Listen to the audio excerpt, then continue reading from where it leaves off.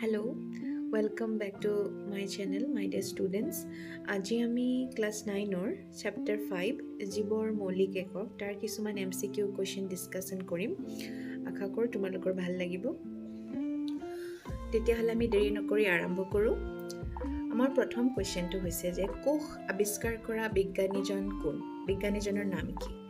আমাৰ অপশ্যনছ আছে Schwann, Robert Hooke, Schleiden, Robert Brown. ইয়াৰ শুদ্ধ উত্তৰ হ'ব ৰবাৰ্ট হুক। ৰবাৰ্ট হুকে কৰ্কত কি পাইছিলে? কোষৰ আৱিষ্কাৰ কৰিছিলে পোনপ্ৰথমে। নেক্সট 2 নম্বৰ, কোষবেৰ হ'ল। কোষবেৰটো কেনেকুৱা? অপশ্যন আছে নিৰ্জীৱ আৰু ভেদ্য, সজীৱ আৰু অৰ্ধভেদ্য, সজীৱ আৰু ভেদ্য। ভেদ্য মানে যাৰ মাজেৰে বস্তু এটা পাৰ হৈ যাব পাৰে। অৰ্ধভেদ্য মানে অলপমান যাব পাৰে, আধা মানে। আৰু 2 নম্বৰ আছে নিৰ্জীৱ আৰু অৰ্ধভেদ্য।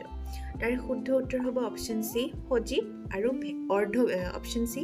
আৰু অৰ্ধভেদ্য। ইয়াতে ভুল হৈছে। নেক্সট কুৱেশ্যনটোলৈ আহিছোঁ আমি 3 নম্বৰ, যে জীৱদেহত প্ৰ'টিন সংশ্লেষণ হয়। জীৱদেহত কোন ঠাইত প্ৰ'টিন উৎপন্ন হয়? তো অপশ্যনছ আছে আমাৰ লাইচোজম, মাইটকণ্ড্ৰিয়া, গলগী সংঘত নে ৰাইবোজমত। ইয়াৰ শুদ্ধ উত্তৰ হ'ব ডি ৰাইবোজমত। কিন্তু কেতিয়াবা এনেকৈও সোধে যে কোষৰ কোনটো কোষ অংগাণুত প্ৰ'টিন সংশ্লেষণ হয়, তেতিয়া শুদ্ধ উত্তৰ হ'ব অন্তঃপৰশীয় জালিকা। নেক্সট 4 নম্বৰ, কোষাবৰণ গঠিত হয়। কোষাবৰণ কিহেৰে গঠিত? অপশ্যন আছে চেলুলজৰে, বি অপশ্যন চেলুলোজ আৰু পেক্টিন, চি স্নেহ পদাৰ্থ আৰু প্ৰ'টিন, আৰু ডি হৈছে লিগনিন আৰু প্ৰ'টিনেৰে। ইয়াৰ শুদ্ধ উত্তৰ হ'ব চি স্নেহ পদাৰ্থ আৰু প্ৰ'টিনেৰে। কেতিয়াবা স্নেহ পদাৰ্থ নিদি কেনে লিপিড বুলিও দিব পাৰে, লিপিড আৰু প্ৰ'টিনেৰে। লিপিড মানে স্নেহ পদাৰ্থ। নেক্সট আমি আহোঁ 5 নম্বৰ, যে তলৰ কোনটো অংশৰ খাদ্যত নিহিত শক্তিযুক্ত কৰে? কোনে খাদ্যত শক্তিযুক্ত? তো প্ৰশ্নটো হ'ব এনেকুৱা, তলৰ কোনটো অংশই খাদ্যত নিহিত শক্তি মুক্ত কৰে? অপশ্যনছ আছে ৰাইবোজম, গলগী সংঘ, মাইটকণ্ড্ৰিয়া। 2টা মাইটকণ্ড্ৰিয়া হৈ গ'ল। যি হওক শুদ্ধ উত্তৰ হ'ব মাইটকণ্ড্ৰিয়া। নম্বৰ 6, অৰ্ধভেদ্য আৱৰণৰ মাজেদি পানীৰ অণুৰ ব্যাপন হোৱা প্ৰক্ৰিয়াক কি বোলা হয়? আমাৰ অপশ্যন আছে ব্যাপন, আশ্ৰিতি, প্ৰচ্ছেদন আৰু ওপৰৰ এটাও নহয়। শুদ্ধ উত্তৰ হ'ব আশ্ৰিতি। নম্বৰ 7, ক্ৰমজমবিলাক গঠিত হয়। ক্ৰমজমবোৰ কিহেৰে গঠিত? ইয়াৰ শুদ্ধ উত্তৰ হ'ব চি DNA আৰু প্ৰ'টিনৰে। নম্বৰ 8, লাইচোজম গঠনত সহায় কৰে। কোনে লাইচোজম গঠনত সহায় কৰে? আমাৰ শুদ্ধ উত্তৰ হ'ব চি গলজি সংঘই। 9 নম্বৰ প্ৰশ্নটো হৈছে যে উদ্ভিদ কোষত কেন্দ্ৰীয় ৰসধানীটোৱে কোষটোৰ কিমান শতাংশ ঠাই আগুৰি থাকে? আমি গম পাওঁ যে উদ্ভিদ কোষত আৰু প্ৰাণী কোষত দুয়োটাতে ৰসধানী থাকে। উদ্ভিদ কোষৰ ৰসধানীটো ডাঙৰ আৰু প্ৰাণী কোষৰ ৰসধানীটো সৰু। আৰু উদ্ভিদ কোষত কিমান ঠাই আগুৰি থাকে? ইয়াৰ উত্তৰটো হ'ব এ নম্বৰ 50-ৰ পৰা 90%। 10 নম্বৰ, যে কোষৰ কোনটো অংশই নিজৰ প্ৰ'টিন নিজে তৈয়াৰ কৰি ল'ব পাৰে? আমাৰ অপশ্যনছ আছে এ গলজি সংঘ, মাইটকণ্ড্ৰিয়া, ৰাইবোজম, লাইচোজমে। তো ইয়াতে দিছে কোনটো অংশই, মানে কোনটো কোষ অংগাণুৱে। তো শুদ্ধ উত্তৰটো হৈছে মাইটকণ্ড্ৰিয়াই। মাইটকণ্ড্ৰিয়া কোষ অংগাণুটোৱে নিজেই নিজৰ প্ৰ'টিন প্ৰস্তুত কৰি ল'ব পাৰে।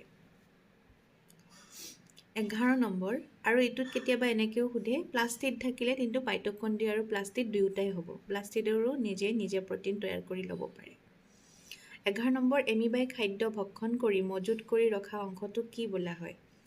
অপশ্যনছ আছে প্লাষ্টিড, অন্তঃপৰশীয় জালিকা, খাদ্য ৰিক্তিকা আৰু লাইচোজম। তো এমিবাই যোনটোত খাদ্য মজুত ৰাখে, জমা কৰি ৰাখে, ইয়াৰ নাম হৈছে খাদ্য ৰিক্তিকা। 12 নম্বৰ, DNA কাৰ্যকৰী এককক কি বোলে? DNA কামবোৰ যেনে কৰে কাৰ্যকৰী একক। অপশ্যন এ এইটো হ'ব কোষ পৰশ, ৰসধানী, জিন, ওপৰৰ এটাও নহয়। শুদ্ধ উত্তৰ হ'ব জিন। DNA কাৰ্যকৰী এককত জিন বোলে। আৰু এইবিলাকত থাকে আমাৰ কোষ কেন্দ্ৰত, ক্ৰমজমত। সালোক সংশ্লেষণৰ বাবে গুৰুত্বপূৰ্ণ কোষ অংগাণুটো হ'ল? সালোক সংশ্লেষণ আমাক কি লাগে? আমাকতো নালাগে, আমিতো সালোক সংশ্লেষণ কৰিব নোৱাৰোঁ উদ্ভিদক। কি লাগে? হৰিতকণা। তো ইয়াৰ শুদ্ধ উত্তৰ হ'ব চি নম্বৰ হৰিতকণা। ক'ত থাকে এইটো? প্লাষ্টিডত। 14 নম্বৰ, প্ৰাণীকোষৰ বহিৰতম তৰপটো হ'ল? প্ৰাণীকোষৰ একেবাৰে বাহিৰৰ তৰপটো কি বুলি কোৱা হয়? কোষবেৰ, কোষাবৰণ, নিউক্লিয়াবৰণ নে ওপৰৰ এটাও নহয়। ইয়াৰ শুদ্ধ উত্তৰ হ'ব কোষাবৰণ। কিন্তু যদি ইয়াতে প্ৰাণী কোষ নিদি উদ্ভিদ কোষ দিয়ে, তেতিয়াহ'লে আমি কি লিখিব লাগিব? কোষবেৰ। 15 নম্বৰ আটাইতকৈ ডাঙৰ কোষটো হৈছে আমি জানো কোষ কেনেকুৱা তো আটাইতকৈ ডাঙৰ কোষ কোনটো অপশ্যনছ আছে অস্থিকোষ ৰক্তকোষ স্নায়ুকোষ উট পক্ষীৰ কণী তো শুদ্ধ উত্তৰ হ'ব উট পক্ষীৰ কণী খুব ডাঙৰ হয় 16 নম্বৰ তলৰ কোনটো অংশ কোষৰ শক্তিৰ ভঁৰাল বুলি কোৱা হয় অপশ্যন আছে কোষ কেন্দ্ৰ ৰগধানী মাইটকণ্ড্ৰিয়া লাইচোজোম শুদ্ধ উত্তৰ হ'ব মাইটকণ্ড্ৰিয়া 17 নম্বৰ দিছে তলৰ কোনটো উক্তি সত্য নহয় আমাৰ অপশ্যনছ আছে এ কোষবেৰ প্ৰাণী কোষত নাথাকে এইটো সত্য হয়নে নাই কোষবেৰ প্ৰাণী কোষত নাথাকে এইটো সত্য আমাক কৈছে কোনটো সত্য নহয় লাইচোজোমক আত্মঘাতী মোনা বোলা হয় এইটো সত্য চি নম্বৰ কোষবেৰ উদ্ভিদ কোষত নাথাকে এইটো কি হ'ব ভুল উদ্ভিদ কোষতহে কোষবেৰ থাকে আৰু ডি নম্বৰ আছে মাইটকণ্ড্ৰিয়া কোষৰ শক্তিৰ ভঁৰাল বোলা হয় আমি জানোৱেই গতিকে ইয়াৰ শুদ্ধ উত্তৰ হ'ব চি কোষবেৰ উদ্ভিদ কোষত নাথাকে তলৰ কোনটো অংশ কোষৰ আত্মঘাতী মোনা বুলি কোৱা হয় সুইচাইড বেগ বুলি কোৱা হয় এইটো হ'ব আমাৰ অপশ্যনছ আছে মাইটকণ্ড্ৰিয়া লাইচোজোম ৰগধানী গলজি অংশ শুদ্ধ উত্তৰ লাইচোজোম 19 নম্বৰ যে প্ৰট'প্লাজম আৱিষ্কাৰ কৰা বিজ্ঞানীজনৰ নাম কি ইয়াৰ শুদ্ধ উত্তৰ অপশ্যনছ আছে পাৰ্কিনজি ৰবাৰ্ট হুক সেইডেন ৰবাৰ্ট ব্ৰাউন শুদ্ধ উত্তৰ হ'ব পাৰ্কিনজি আৰু নম্বৰ 20 আৰু শেষৰটো প্ৰশ্ন হৈছে তলৰ কোনজন বিজ্ঞানীয়ে কোষত কোষ কেন্দ্ৰৰ অৱস্থিতি ধৰা পেলাইছিল